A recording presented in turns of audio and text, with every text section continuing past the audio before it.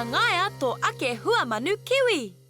Anei ngā rawemi, he kuchikuchi, he Papier-mâché, he nupepa, he poihau, he oko ahikirimi tawhito, he kapu kirihau, he peita kirimi, a he ngira hei pahu I te poihau.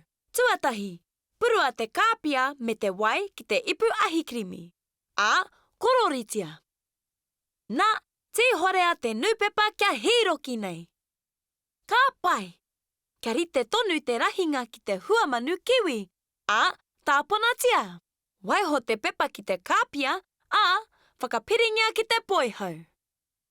Kia mutu tēnā, waiho ki te kapu whakamaroke ai. Ka pai e hoa mā?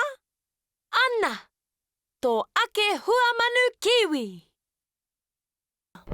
Miharo!